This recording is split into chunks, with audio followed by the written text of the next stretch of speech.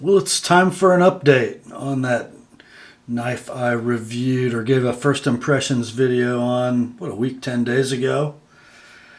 Not only an update to my review, but some updates to the knife. We're going to look a second time at the Buck 110 Lochsa 50th Anniversary Edition. Stick with me, guys.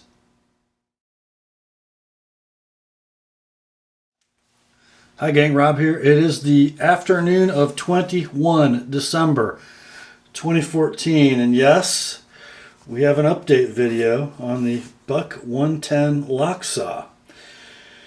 You'll remember from my initial video of this knife, there were some things I didn't like about it.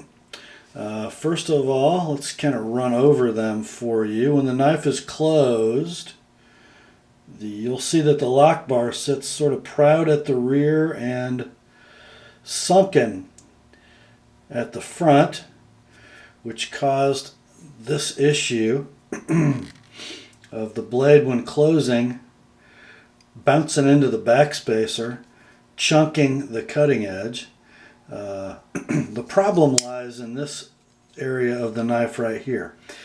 When the knife is closed, it makes contact with the lock bar in two places as its closed stop. Once here on this flat, and once at the base of the tang on the end of the locking tooth.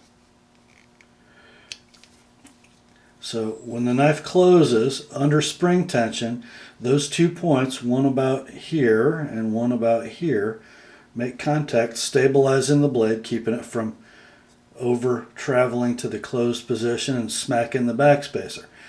There's nothing I can do to this knife to correct its geometry to keep that from happening, but what I did do, let's see if the camera will pick this up in this light, I took a pretty fair amount of material out of that out of the backspacer, using an abrasive wheel on my Dremel tool. I came in and took the bulk of it out in this sort of radius, and then using a little tiny 1/8 inch grinder bit, you can see that little divot down at the base, just giving that blade extra clearance. And that seems to be working rather well. There's actually quite a bit of room for that blade to over travel and not make contact. So we should see nice, clean, unmolested cutting edge at the tip. That was one of my complaints, and a significant one, on a $200 Buck 110. It really should never smack the backspacer when you close it.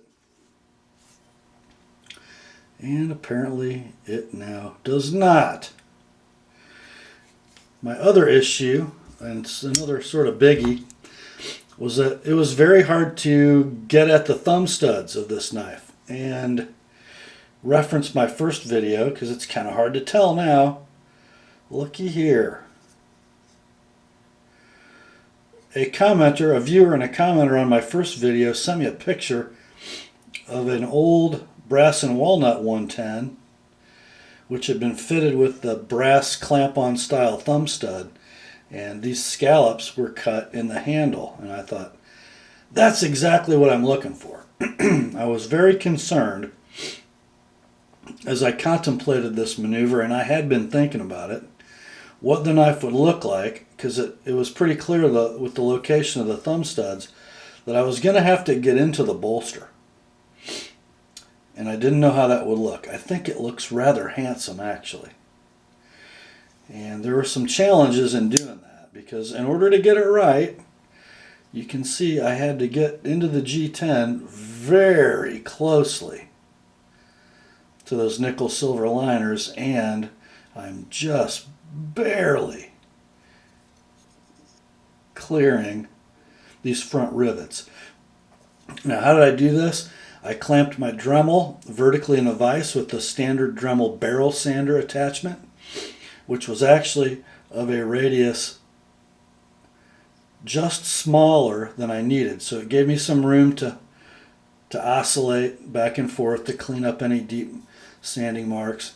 And I did also cant my radius. I don't know if you can see this, but it's not perpendicular to the edge of the handle. It's actually running at an angle about like this, just to give you, when opening the knife in a full range of motion, the perfect angle of attack. And works equally well in either hand. I did make the modification on both sides of the handle. I was a little concerned because, how would it affect the ergos of the handle when using the knife? Well, take a look at where that index finger lies in the handle of that knife.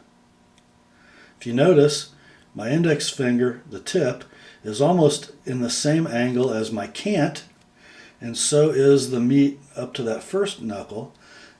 Frankly, guys, it makes the knife better in hand than it was before. Not only in the saber grip, but also if you had ever used the knife for a defensive roll, look at my pinky. Everything just wraps perfectly into that finger groove. It works great for a full range opening, and works great for a flick. I still need a little bit of wrist with it. Not so much there. I've also been watching, as I've been manipulating the knife, have my thumb studs come loose again. You'll remember from my first video, those are just pressed together halves. And I did actually repress them just before making this video. I thought I detected that they were starting to loosen again, but it was, I might have been imagining things. I did sort of play around with this pivot, and I might not be done. Let's the other side. You can see on the show side of the knife, for me, the lefty, my rivet is a little proud. I did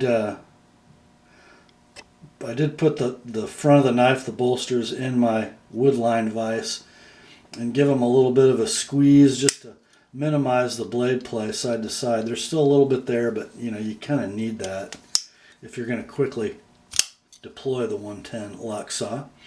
But I thought there was a little more than I wanted, and I'm not sure where I'm going to end with this, but I haven't peened my pin and then resanded to make it flush. I will do that at some point after I'm sure that it's where I want it.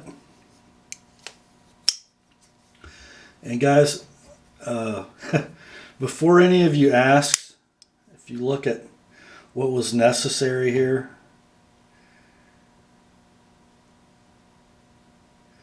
reminding you that this was done freehand with the Dremel in a vise and the knife in my hand. If any of you have these, don't write me and ask if I'll do this mod on your knife. The answer is no. It's way too easy to scrap one of these, and I feel pretty fortunate that my knife came out really exactly how I wanted it. I'm not sure I can repeat it on yours, so let's just sort of let that be. If you want to attempt it yourself, go for it. I don't want to take your money and scrap your knife. So that is that. So what do we have now? Well, I think we've got the ultimate buck 110 of all time. If you can live with this condition, that lock bar being fairly sunken into the handle, that's just too bad. Because it's really at a point where the spring has extended too far now. There's not much tension when the blade closes. It's okay though. It really is okay. But what we've got is a knife that is superb in hand. I mean, just superb. Over a 6-ounce knife, but great balance still. Oops, let's see. There's my balance point, just a little behind the finger groove, but still pretty good. Better than the brass and walnut 110. Makes it very lively in hand. Most of the weight is in your hand.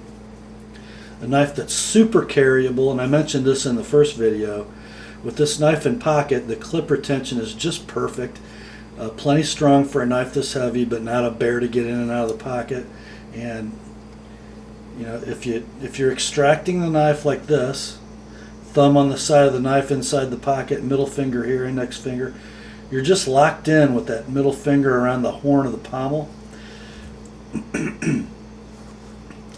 It's a very functional knife, you know, for a large EDC/tactical blade. This 50-year-old design gets it right. You know, I did approach these mods with some trepidation. I was, you know, concerned that the addition of a sharpening notch, taking some material out of the handle, altering the backspacer would affect the value of the knife. Bottom line is, number one, I don't care. I'm keeping this knife. Number two, if it ever does get sold for some reason, who knows? Maybe there will be some value in not only the nature of the mods, but the fact that I did them. Who knows? When I'm old and gray and cease to be in your presence anymore, go home to be with the Lord, maybe there will be people who appreciate having a 50th anniversary Lochsa that had my mods done to it. Don't know. Anything's possible, huh? So if you have one of these and you're handy, you can make it, I think, what it should have been from the factory. Yeah, guys, those finger grooves are amazing. It goes from being a knife with thumb studs almost unusable to a knife that is transformed. Just thought you'd like to see that, and maybe a few of you are going to be happy that I'm actually happy with my 110. Hey, have a great rest of your day. Grace to you and peace, my friends, from God our Father and the Lord Jesus Christ. And remember, the word is sharp.